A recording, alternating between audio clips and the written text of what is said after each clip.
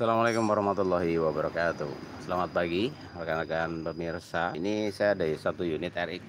Saya enggak coba jalan lah, nanti jadi panas. Udah kelihatan kalau ini mesin tidak power, dari suara udah kelihatan. Ini motor nggak lari ya bos, tenaganya ngempet. Dari suara mesin kedengeran banget. Ini ada trouble di area sini. Nah ini jadi masih adem. Terus kebetulan saya nggak bawa helm. Jadi kalau dites jalan ya kalian harus nontonnya dari sini. Aku nggak bawa helm guys. Kita akan melakukan otopsi terlebih langsung, bukan terlebih dahulu. Sekali lagi ini tidak kita testing jalan, tapi saya sudah nyoba. Ini waktu awal datang. Saya juga nggak nyoba jalan. Dari suara aja udah kedengeran, dari tarikan gas sudah kelihatan bahwa motor ini nggak perform, tidak perform.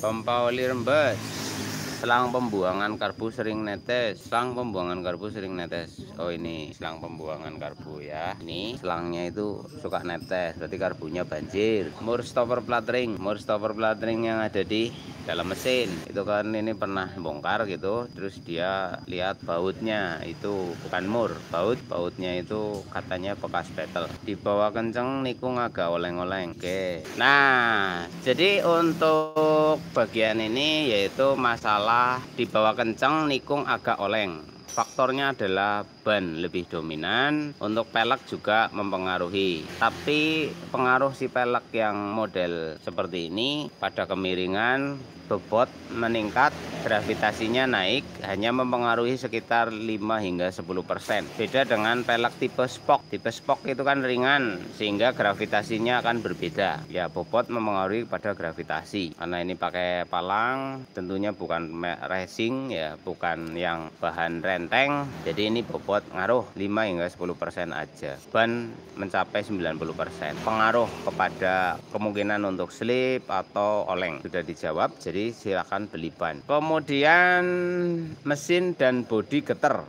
Nah, mesin dan bodi getar ya, teman-teman. Di sini ada permintaan untuk mengatasi mesin sama bodi getar. Jadi getarannya itu dari sumber energi, yaitu mesin bakar. Itulah yang menyebabkan getaran tinggi. Akan tetapi motor itu didesain untuk meredam getaran. Nah, meredam getaran itu ditopang oleh apa saja? Ya, kita bahas. Ketika motor Anda getar, itu berarti ada gagal reduksi ya. Getaran tidak sanggup direduk, Mas. Mau santai.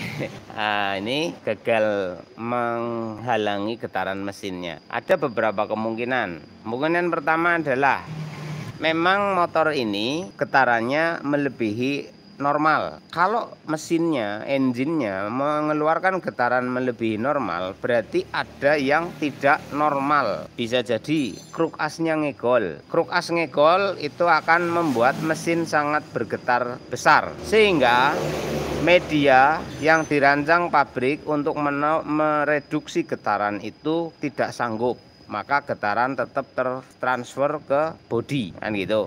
Satu. Namun apabila mesinnya memiliki getaran normal tapi dirasa sampai ke pengendara getarannya gede, maka itu kesimpulan perangkaan yaitu rangka sebagai media penopang mesin, kemudian baut-baut ini.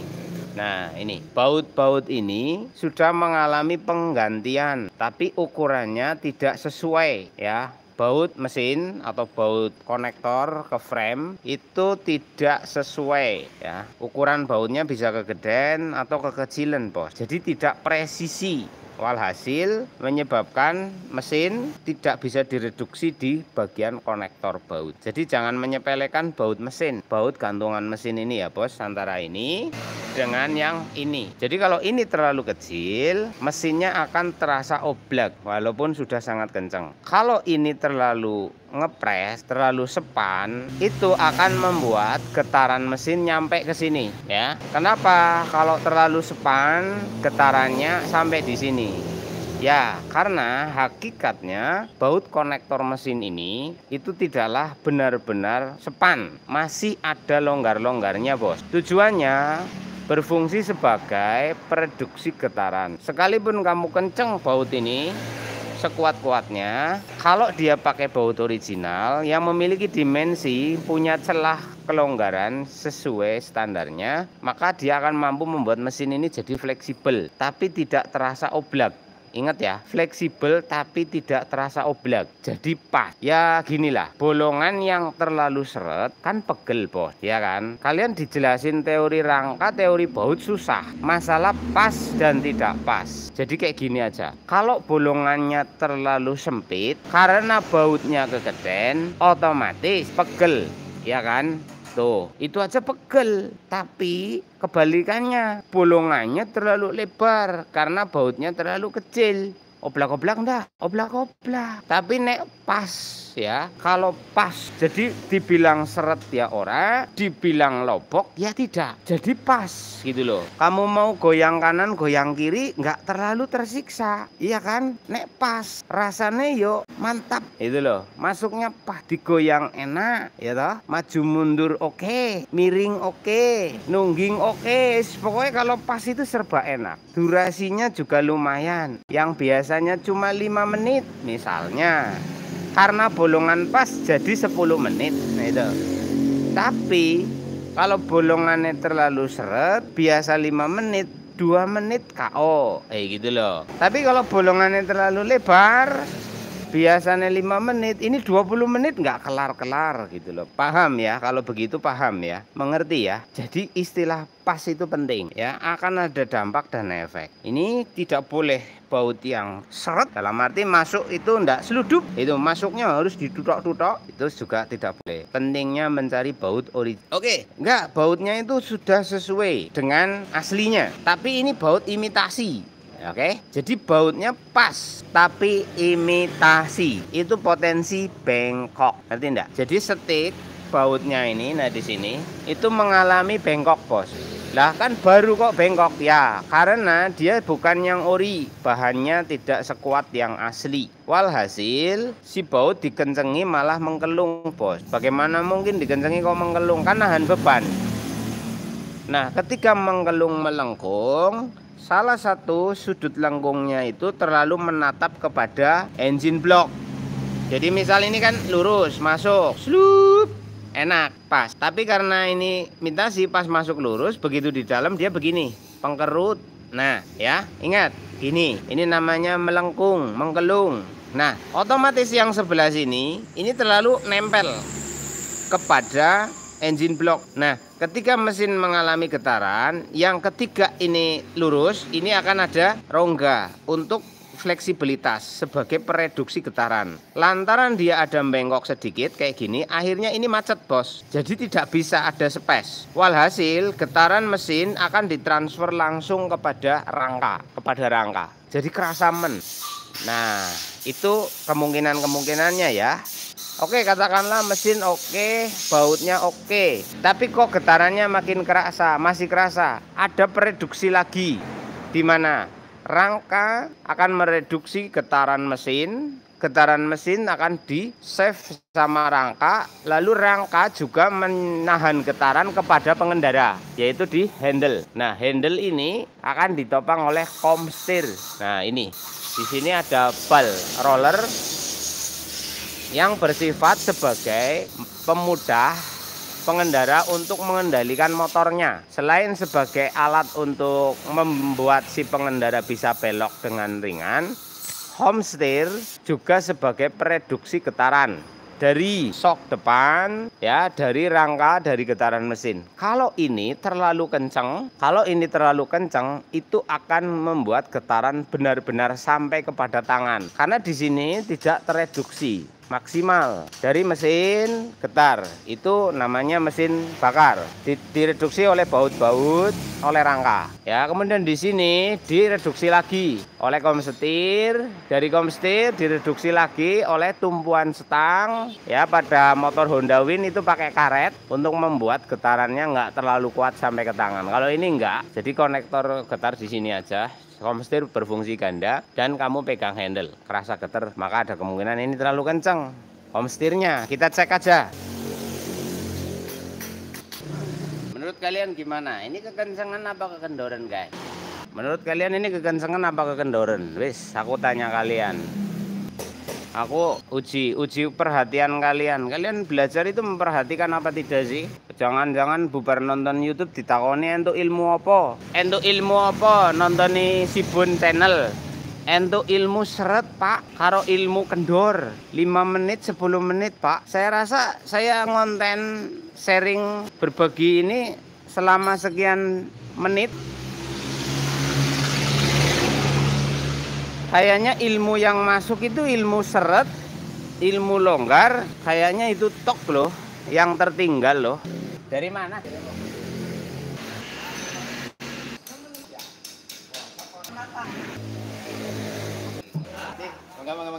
Nah, kita lanjutkan kembali tadi sampai di kekencengan ya. Ini memang komstirnya terlalu kuat atau terlalu kenceng. Itu juga ngaruh, getaran mesin akan terasa sampai ke panjenengan semuanya. Lah, di sini semua dibikin kencang.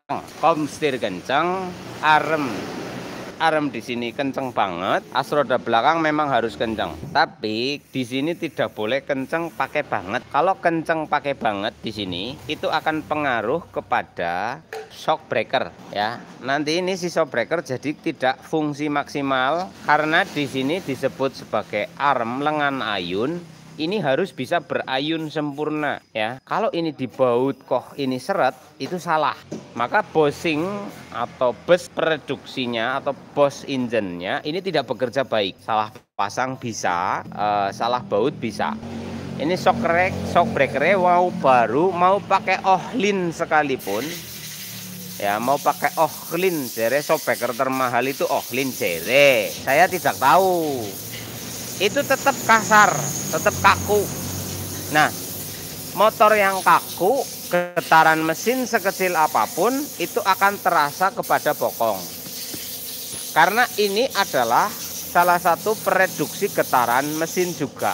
Karena kita berada di atas kendaraan sebagai tumbuhan kita dari perjalanan, dari jalan. Yang membatasi apa? Ban. Lalu ban, rangka, lalu ke bokong kita. Jadi ini berfungsi sebagai peredam getaran mesin juga ngaruh. Karena ini akan terkoneksi kepada tumpu. Sebab kalau motor ini melayang, getarannya tidak terasa bos. Sebab tidak ada titik tumpunya ya. Kalau motor ini melayang, getaran tidak terasa. Karena mesin ini termasuk paling halus dibanding mesin helikopter. Ya kan? Sederhananya gini, saya orang bodoh, saya tidak tahu. Karena ini mesin yang bergerak harus ada permukaan, harus ada media tumbunya, maka getaran akan dibagi secara merata baik ke roda, rangka, dan si pengendara. Berbeda dengan mesin terbang. Mesin terbang kan tidak ada titik tumbunya, ya kan? Dia floating, otomatis getaran gede tidak akan begitu. Ya mungkin saya tidak pernah naik pesawat, ya nggak ngerti mesin pesawat itu seberapa besar. Tentu getarannya sangat besar kan, tapi media pendukungnya kan bagus mungkin. Aduh, sampai ke pesawat, aduh mumet nyong. Saya tidak punya ilmunya lah, saya tidak akan terlalu jauh. Nanti salah, mbok salah. Orang duwe ilmune ora usah sok bahas, engko malah keliru. Ya nyong ora duwe ilmune, jadi ndak usah dibahas. Kita bahas ini aja. Arem lengan ayun yang terlalu kencang pada poros tumbuhannya akan menyebabkan shock breaker tidak normal. Nah, tidak normalnya shock breaker itu juga akan ngaruh kepada getarannya tidak bisa terbuang.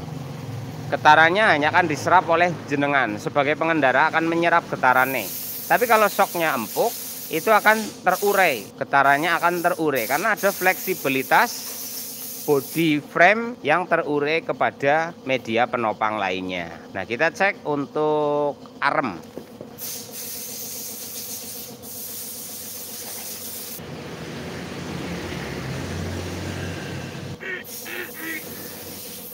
Menurut kalian ini terlalu kenceng apa empuk? Ini loh, attachment.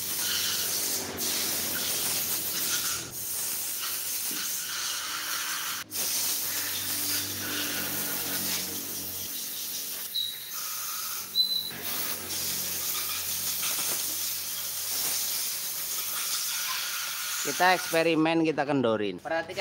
Perhatikan dulu perbedaannya.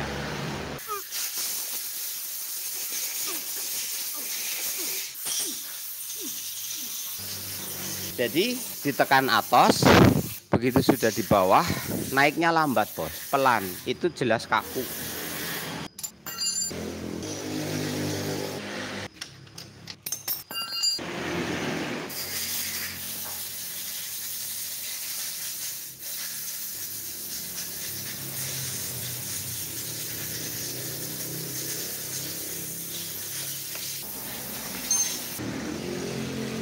Ya toh, kendorin sini. Ini tak kendorin dulu. Nah, harusnya segini gerakannya, tapi ini kenceng harusnya. Tapi kalau kendor kayak gini nanti copot ya. Maka ada masalah di bos armnya. Jadi bos armnya mungkin masangnya tidak presisi, salah pasang atau terlalu panjang atau terlalu pendek. Ada beberapa kemungkinan. Nanti dibongkar, dicek di sini. Ini langsung lentur bos, langsung empuk. Tadi sebelum tak kendorin, masya Allah, toh saya rapat tuh. Ini kayak naik papan kayu rasanya. Ini pinggangnya potensi iso ngaceng ya. Jadi kalau kalian menemukan ini, coba dikendorin dulu bos. Kalau dikendorin kok empuk, maka bukan shoebacker Anda yang bermasalah. Bukan shoebacker Anda yang bermasalah, tetapi masang bos armnya. Bos armnya kurang bagus masangnya.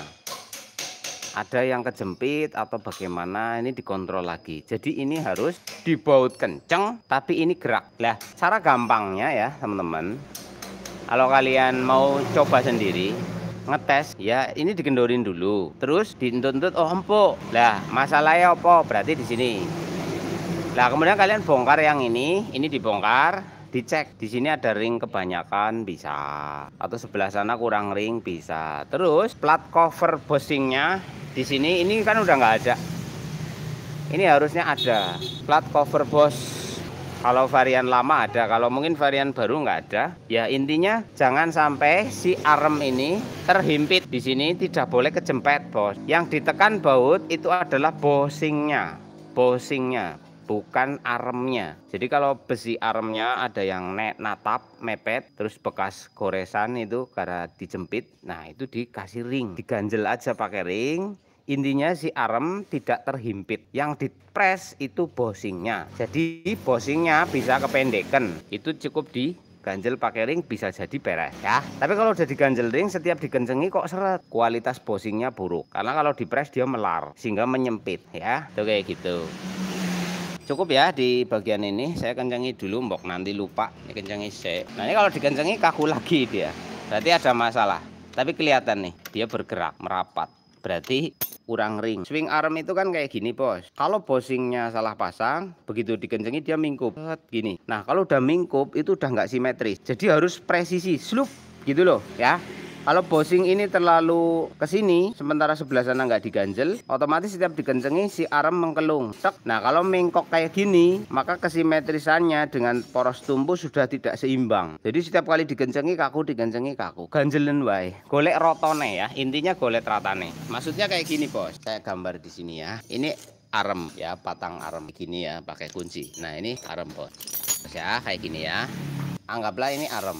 Ini asnya di sini, masuk asnya, slup ya kan. Ini kalau dikencengi arm itu tetap segini bos. Tapi kalau bushingnya salah pasang, begitu dikencengi ketarik sama mur, dia mingkup petetet. Nah ada pergeseran karena di belakang sudah dikunci sama roda, otomatis ini kan dipaksa menggok.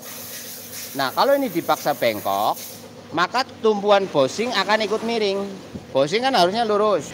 Ini bushing anggaplah, ini harusnya lurus. Tapi karena ditarik si baut tadi, dia menggok, ini mengkelung kayak gini jadinya. Karena ini kan ketarik, set, otomatis ini miring. Nah, sehingga terjadi ketidaksenteran antara as dengan bushing. Akhirnya seret, jadi kaku bos. Misal bushingnya tidak kurang, tapi salah masang, kurang ke sini ya, kurang maju sini, otomatis rangka tumpunya kan rangka paten, ini yang ketarik pedetet jadi menggok. Nah si as, harusnya as itu bergerak bebas ya, harusnya bergerak bebas, tapi karena ini ada ketarik menggok kayak gini, jadinya kayak gini, akhirnya seret ya, seret, pergerakannya jadi kurang. Kalau lurus enteng, begitu dikendorin kan dia balik lurus enteng, begitu dikencengi kayak gini lagi seret. Itu misalnya tidak kejepit. misal tidak kejepit. Nah, kalau kasus kejepit, ini adalah tumpuan bosing ya.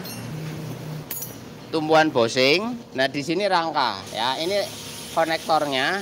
Kemudian di sini as.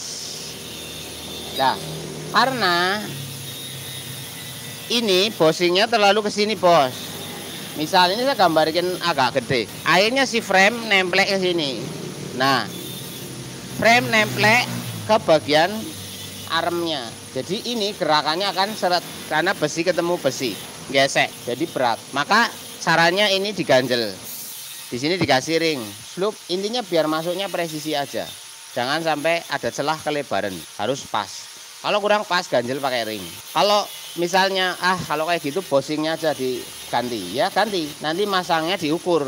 Harus sama dengan dimensi daripada frame tumpuannya. Ini tulangan rangkanya kan tidak bisa diubah, diganggu-gugat tidak bisa. Maka yang bisa main adalah busnya. Nah, busnya ini mau ke kanan ke kiri diatur. Kalau sudah kadung pasang, didorong lagi malah meleot, ya ganjel aja pakai ring di sini dan di sini, cari pasnya. Misalnya didodoki wis macet Mas Bun, kalau dipukul lagi malah nanti penyok. Ya sudah, dikasih ring aja sini. Satu ring cukup enggak cukup, tambah lagi. Tapi harus imbang ya ringnya kanan dan kiri, biar tidak timpang. Ya begitu untuk masalah yang ke getar. Mana nih? Mesin dan bodi getar. Ganti komstir ya, itu sudah jelas ya. Ini udah langsung ada tulisannya. Karena sebelum nulis ini sudah konsul dulu, cek as roda belakang, ya sudah tadi. Perpindahan persneleng keras. Nah, ini kasus RX ini perpindahan persnelengnya keras itu nanti di segmen mesin ya. Di segmen mesin kita akan jelaskan tentang kenapa persnelengnya alot.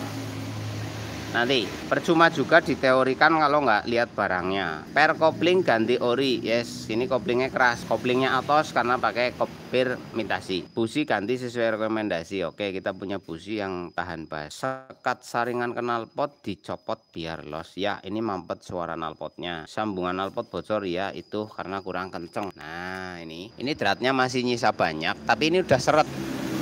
Ya.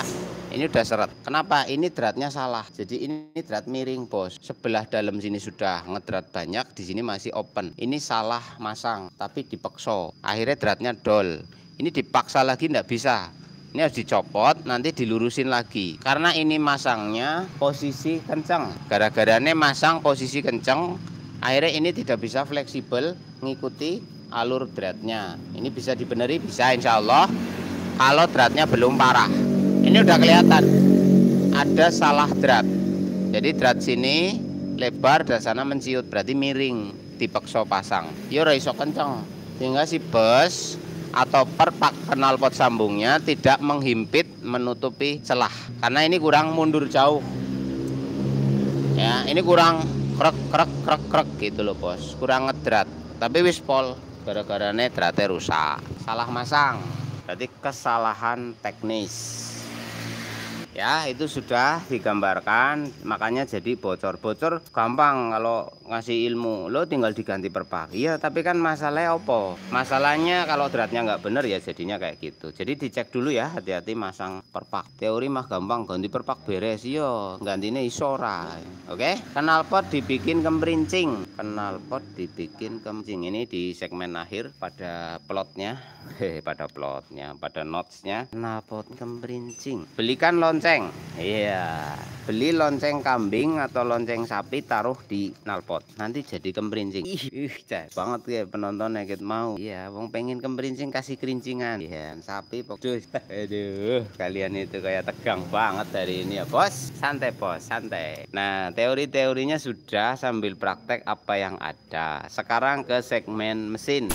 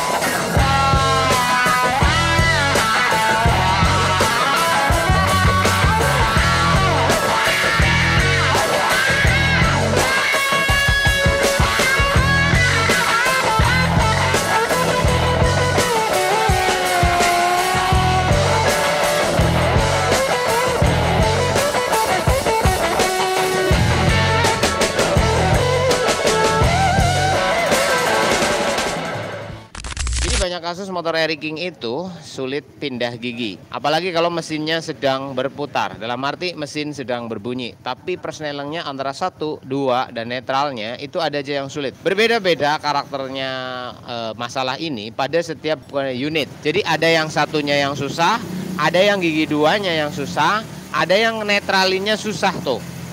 Ya, jadi tidak sama. Masalahnya tidak selalu sama. Tidak semua Eric itu gigi satunya susah, enggak. Ada yang 2-nya, ada yang netralnya gitu. Paham ya di sini biar saya nggak kepanjangan jelasinnya, durasi juga nih guys. Nah, itu masalahnya di mana sih? Masalahnya itu dimulai dari sini dulu. Nih, kita langsung ke poin. Kalian, misalnya Anda bengkel bongkar, kemudian kalian pegang ini kopling, pegang di sini, lalu kalian gerakan. Nah, jika di sini ada space kayak gini ya bos ya, beda dengan space kayak gini. Kalau space kayak gini, it's okay, itu semua Eric kayak gitu. Tinggal masalah jaraknya berapa, itu yang menjadi pembeda. Ilmunya ada ukur, tapi susah dijelasin pakai gambar kayak gini. Nah, tapi kalau kalian pegang seperti ini misal, kemudian ini digerakkan, cekluk. Nah, ini ada gerakan nggak? Nah, ini ada goyang bos. Oke, kita coba zoom nih, perhatikan ya, kelihatan sedikit apa ya. Ya intinya kalian nangkep deh. Kalian nangkep ya, ini gerak. Itu menandakan bahwa as rasio primer, ada istilah primer, ada istilah sekunder, saya jelaskan. Karena as rasio pada motor ini itu ada 2. Ya, as rasio yang konektornya adalah kopling sebagai penopang gigi rasio pada titik yang berlawanan. Kemudian ada as rasio gear, itu berkoneksi untuk memutar gear. Rasio as kopling untuk mengkoneksikan dengan kruk as. Lalu mana primer, mana sekunder?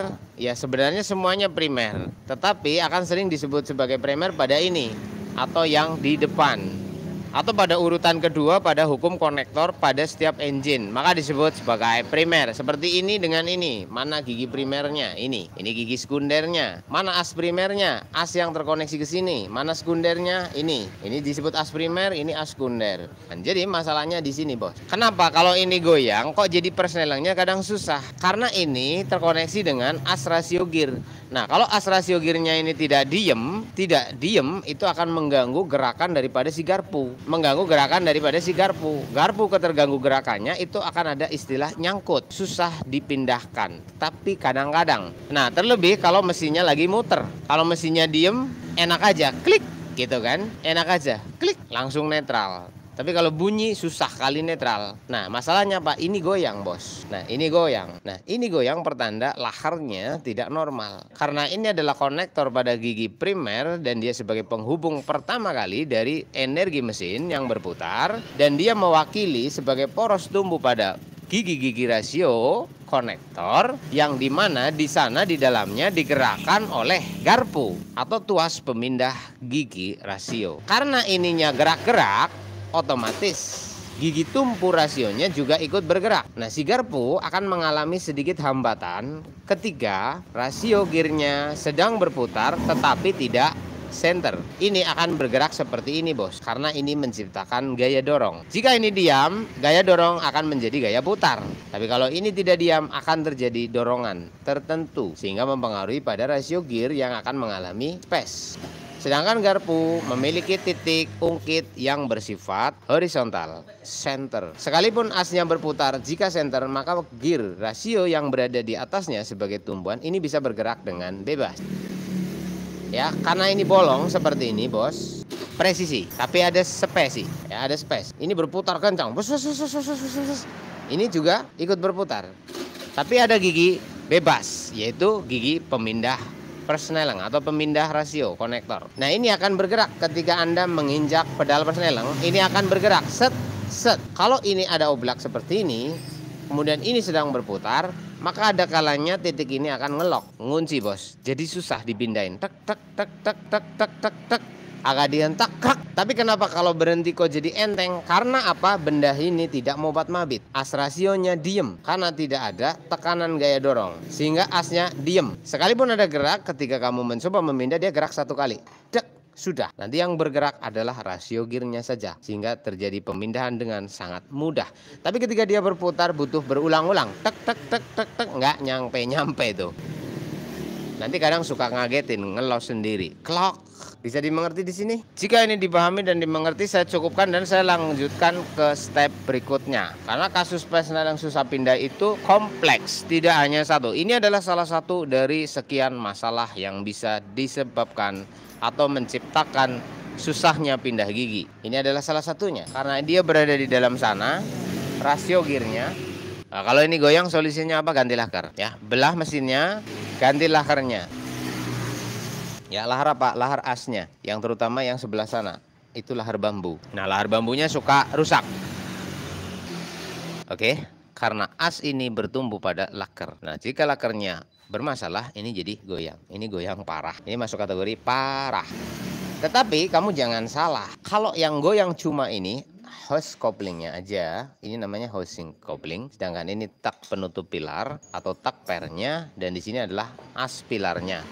Ada 3 bagian di dalam hose coupling. Tapi kalau ini ikut goyang, oke bosku, perhatikan ya. Jika ini antara hose pier atau pegasnya, rumah pegasnya, atau plate penutupnya atau pad penutupnya, ya, tidak goyang, ini tidak goyang, yang goyang cuma ini, it's okay, itu tidak masalah, ya. Itu hanya masalah ring plate penahannya atau bos kuningannya itu sudah agak longgar. Tapi biasanya kalau ini goyang pun tidak akan membuat rasio persneling sulit dipindahkan, nggak ada hubungannya. Tapi ini terkoneksi sama as porosnya, jadi goyang semua ini, ya kan? Berarti asnya kena. Mbok salah paham loh. Oh, saya goyang ini Mas Bun, berarti asnya, laharnya rusak.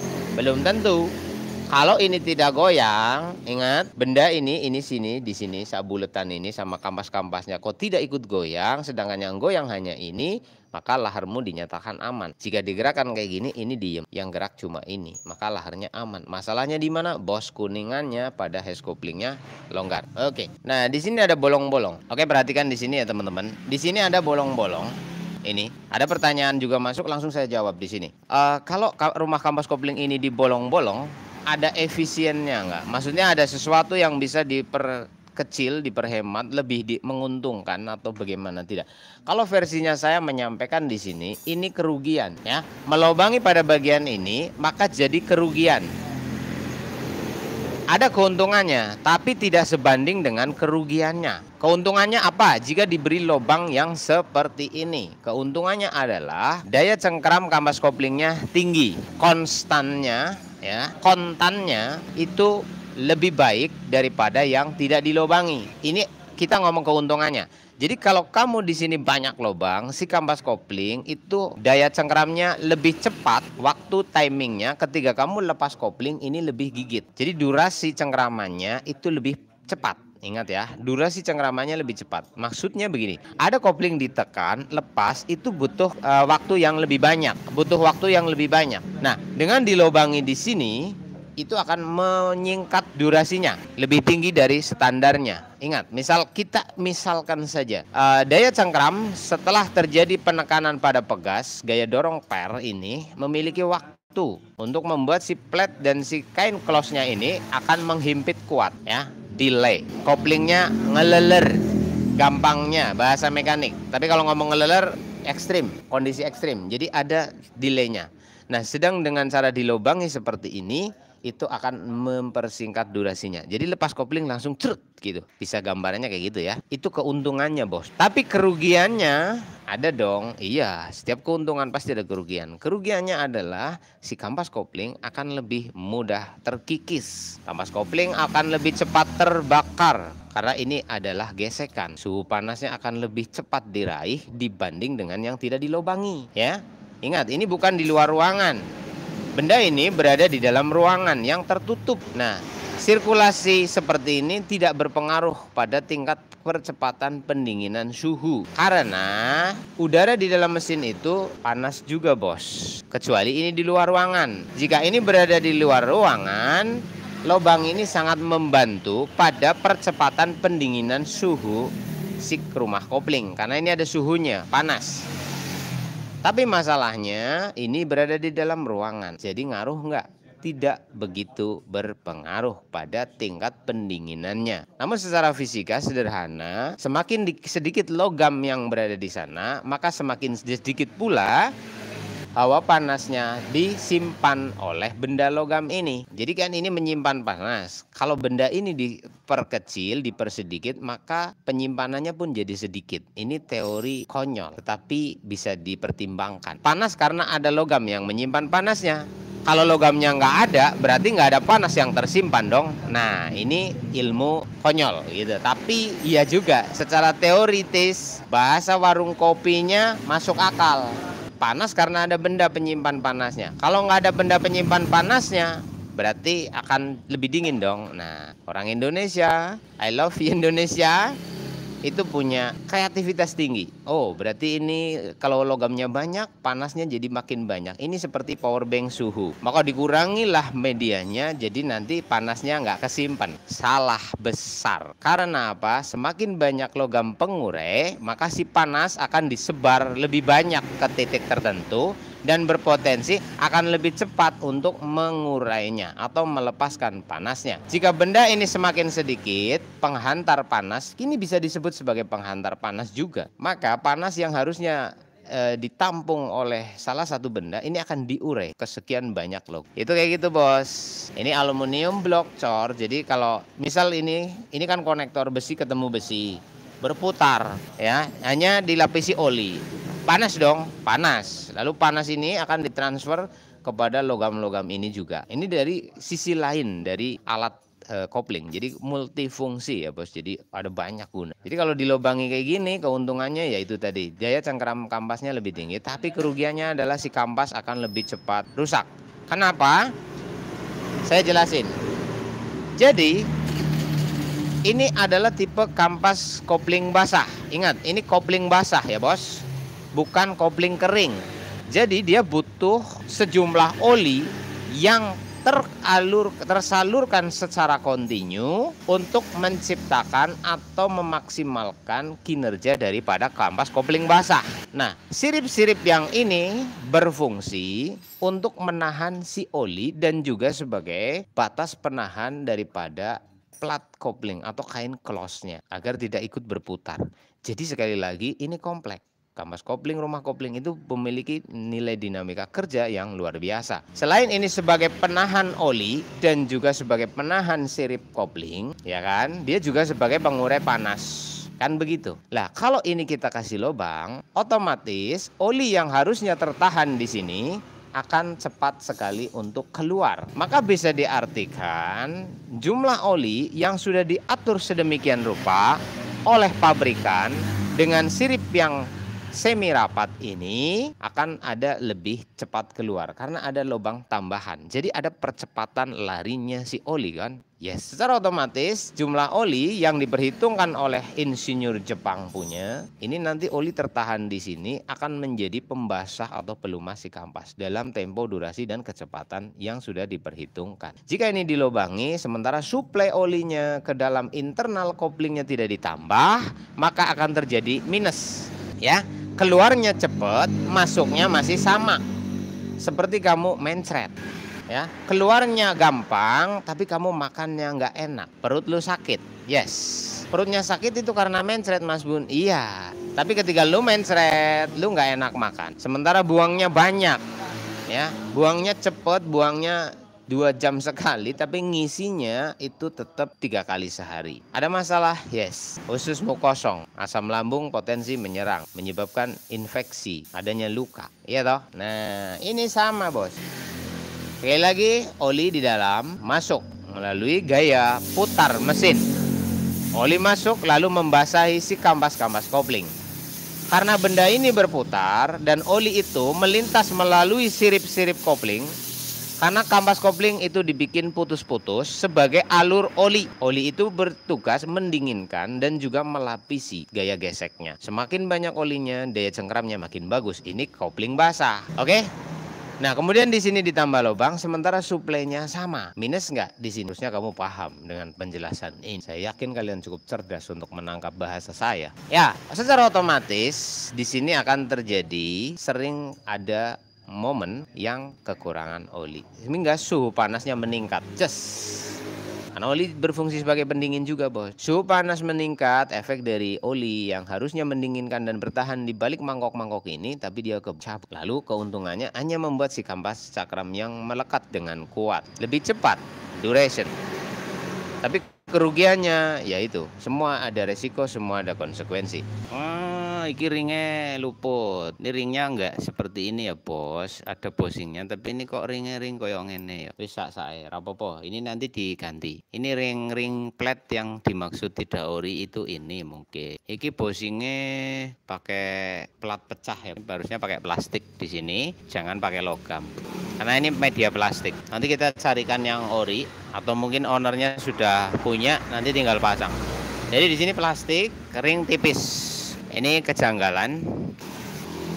Kemudian di sini ada ring aneh juga, ada ring kayak gini. Ini bukan ring bawaan mesin, ini ring tambahan. Ini ring lapisan laker. Ini ring lapisan laker. Ini copot, enggak mungkin. Kemungkinan ini copot sedikit. Kalau copot nyangkut di dalam. Ini memang berada di sini. Jadi untuk melindungi fiber plastik ini kena gesek sama bloknya, tapi ini terlalu longgar. Entong gak masuk. Tak tuntas kesik iki penjelasan personel ngalot ki baru satu segmen, yaitu di masalah ini. Ada 3 bagian inti ya. Nanti saya jelaskan 3 dan solusinya. Yang ini sudah ya. Ini oblak solusinya udah tak jabarke. Ini di lubang apa gunane, apa untungnya, apa kerugiannya. Jadi kalau ini oblak solusinya ya diganti lakere. Udah beres. Ya toh, sip. Kalau ininya yang oblak saja ya bosing kuningane. Oke, udah beres. Sip. Sekarang kita ke segmen 2, yaitu mekanisme lain yang bikin persneling susah. Ini harus dibongkar dulu. Ben aku gampang, menjelaskannya gampang. Nanti selesai di segmen 3 saya sudah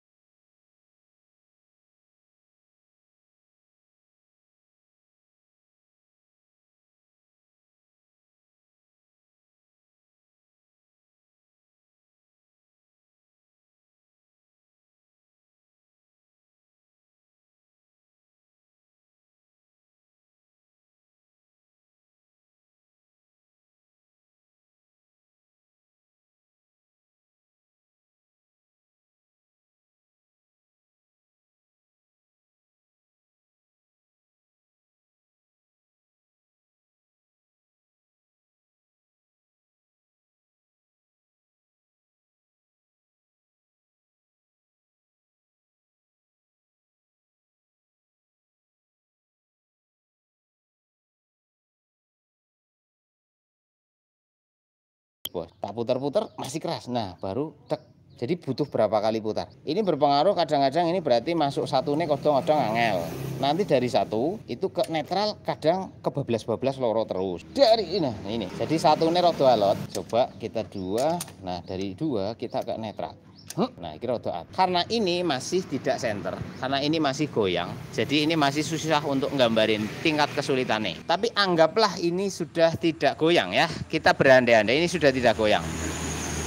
Ini udah kencang, lalu masih alot apa? Ini jaraknya bos, jarak antara ini dengan ini tidak jatuh tengah. Ini ya, perhatikan teman-teman. Ini, nah kalian lihat ini itu ada coak, ini ada kait sini dan kait sini. Ini berfungsi untuk mengait botolan ini. Lalu ketika pada posisi netral seperti ini netral, ya itu dilihat pakai mata aja bisa. Misalnya ini terlalu lebar sebelah sini. Jadi titik netralnya ini benda ini itu tidak jatuh tengah. Dari titik off kait yang di sini dengan titik off kait yang di sini. Misal ini terlalu ke depan sini atau terlalu ke sini, bos. Itu juga masalah. Misalnya ini terlalu ke sini. Nanti gigi duane rodo angel. Misal ini kan jarak jatuh tengah. Kok ini posisinya dalam netral, dalam diem ini dia terlalu ke sini. Misalnya ini tak gambar. Nah, dia terlalu ke sini, bos. Weruh gerakane. Deloki. Saya ulang-ulang ndak apa-apa.